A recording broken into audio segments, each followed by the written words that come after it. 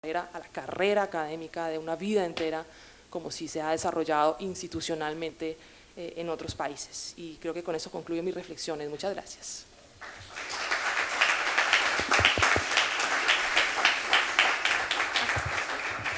Pasamos ahora con Kurt Weyland. Sí.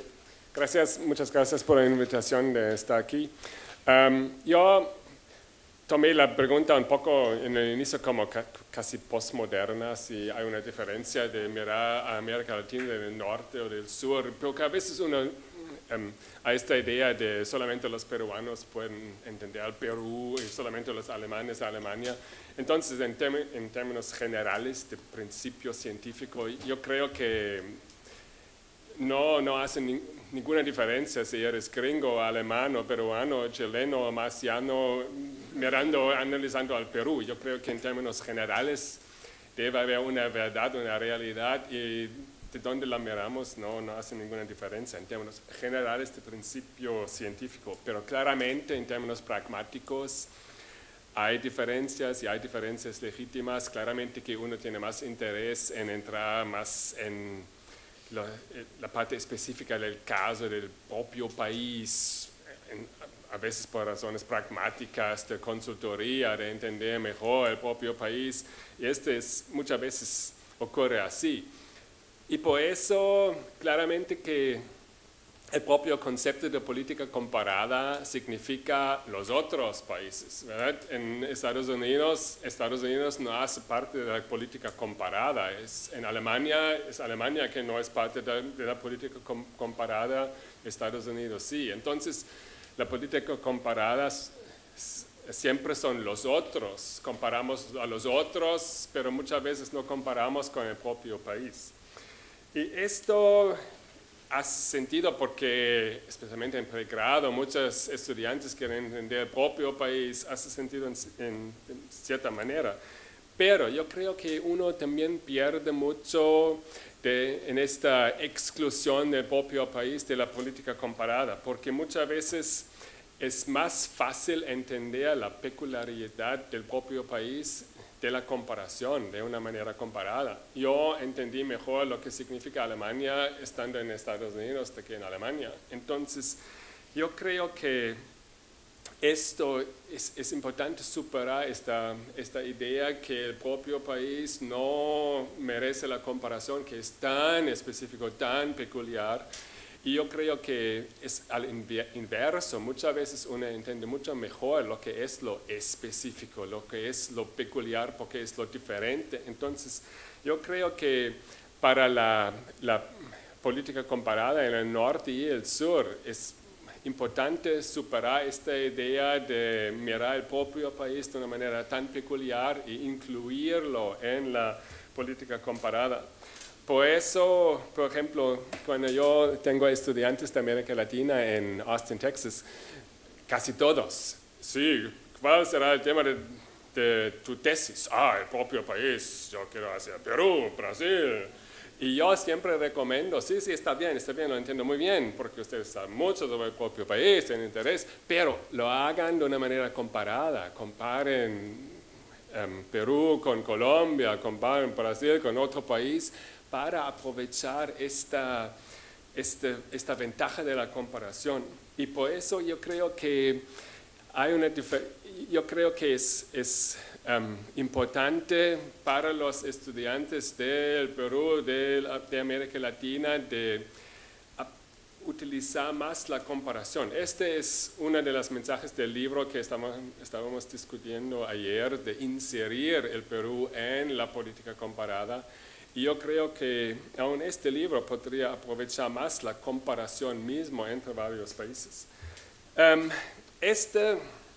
Que ustedes aquí del Perú tienen mucho interés en el Perú y que saben mucho del Perú, puede ser una desventaja que es importante de complementar con comparación, pero también es una ventaja que ustedes pueden abordar a la ciencia política del norte, porque cuando tenemos los estudiantes de doctorado de Estados Unidos, la presión, yo concuerdo con Aníbal, que hay una presión en términos metodológicos, que hace 30 años usted estudiaba principalmente asuntos, países, temas sustantivos. Ahora la demanda de entrenarse mucho en metodología es bastante alta. No, en mi opinión, no es tanto que uno tiene que hacer una metodología estadística, es casi así que el pluralismo es la nueva ortodoxia. Entonces muchos estudiantes piensan que necesitan un modelito formal, necesitan una parte estadística, necesitan una parte cualitativa. Esto es muy bien, pero toma mucho tiempo. Entonces muchas veces la parte cualitativa es como muy superficial, que el modelito toma tiempo y las estadísticas toma tiempo. Después no hay mucho tiempo para el estudio de caso profundo. Y yo creo que por eso muchos de los estudiantes de doctorado de Estados Unidos, ellos saben bastante sobre metodología, pero no saben mucho sobre, por ejemplo, América Latina. Son muy superficiales en este sentido. Y por eso es importante la contribución de los, por ejemplo, estudiantes del sur que comparten el conocimiento del propio país, que dan más incentivo a los estudiantes del norte de entender mejor, de moderar esta obsesión con la metodología.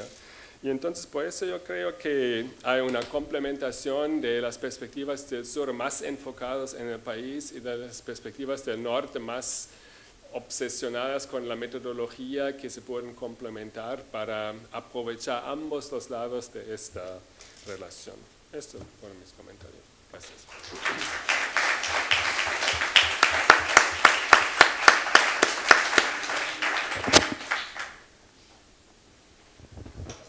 Bastante bien en términos de tiempo. Perdón, pasaríamos a las preguntas, por favor. No sé si hay alguien que nos va a ayudar. Sí, ya viene. Al mejor estilo, levantan la mano y el micro llega a sus manos.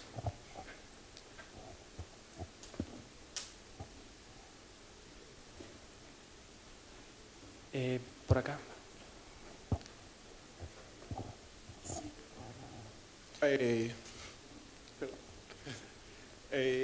Muy interesante.